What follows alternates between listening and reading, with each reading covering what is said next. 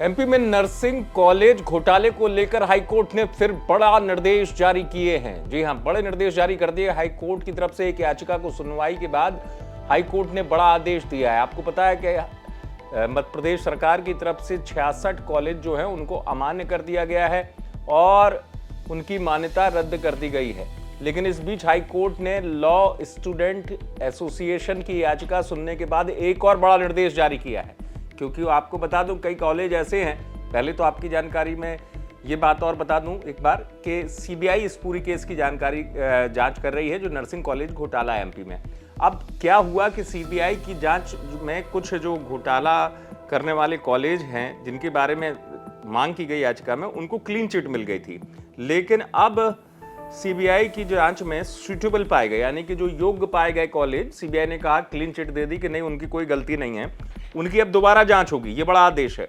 और पूरी जांच की अब वीडियोग्राफी की जाएगी, पहले नहीं हो रही थी। और ये वीडियोग्राफी इसलिए की जाएगी, पता चले कि जांच के दौरान क्या देखा गया, क्या नहीं देखा गया। और जो जांच होगी आने वाली, उसमें संबंधित जिले के न्यायिक मजिस्ट्रेट भी सीबीआई के साथ रहेंगे, जांच में मौजूद रहेंगे। कोर्ट ने बड़ा आदेश जारी किया है। तो कोर्ट ने यह बड़ा निर्देश जारी किया है क्योंकि मध्य प्रदेश में माननीय उच्च न्यायालय में जो नर्सिंग मामले की आज सुनवाई हुई थी, हमने भी आवेदन पेश करके ताज़ा घटनाक्रम कोर्ट के रिकॉर्ड पर लेकर आए और माननीय उच्च न्यायालय को अवगत कराया। माननीय उच्च न्यायालय ने आज की सुनवाई के बाद ये निर्देश दिए हैं कि जो भी कॉलेज सीबीआई की पूर्व में हुई जांच में सुटेबल पाए जाके क्लीन चिट प्राप्त किए हैं और उनको सीबीआई ने रिपोर्ट में सुटेबल और उपयुक्त बताया है, उन सभी कॉलेजों की पुनः जाँच के आदेश माननीय उच्च न्यायालय ने दिए हैं। साथ ही उन कॉलेजों की जब जो नए सिरे से जांच होनी है, उसमें संबंधित जिलों के न्यायिक मजिस्ट्रेट भी उस दौरान उपस्थित रहेंगे। इसके अलावा संपूर्ण जांच की वीडियोग्राफी कराई जाएगी और पूरी जांच के दौरान संबंधित कॉलेज के प्रिंसिपल और संचालक उपस्थित रहेंगे, जिससे कि बाद में वो उस रिपोर्ट के संबंध में विरोधाभास न व्यक्त कर सके। इस पूरी रिपोर्ट की प्रतिलिपि माननीय उच्च न्यायालय ने हमें भी उपलब्ध कराने के आदेश दिए हैं, जिससे कि हम उसमें हमारे पास उपलब्ध तथ्यों और साक्ष्यों के आधार पर हम अपनी कमेंट कर सकें और माननीय उच्च न्यायालय में अपने सबमिशन पेश कर सके। इन्हीं ताज़ा जांच के आदेश आज की सुनवाई में दिए गए हैं। दोबारा जांच करने के आदेश देने की वजह? चूँकि पूर्व में जो सीबीआई जांच हुई थी, उसे तो एक बार में ही माननीय उच्च न्यायालय ने मानते हुए सभी आदेश पारित किए थे। लेकिन सीबीआई की दिल्ली टीम ने पिछले कुछ दिनों में 2 से 4 ऑफिसर्स और अन्य लोगों को गिरफ्तार किया है, जो कि सीबीआई द्वारा की जा रही नर्सिंग घोटाले की जांच में उन कॉलेजों के साथ मिलीभगत करके उनकी फेवरेबल रिपोर्ट देने के उनके ऊपर आरोप है। इसी कारण से उन सुटेबल कॉलेजों की पुनः जाँच के आदेश माननीय उच्च न्यायालय ने दिए हैं।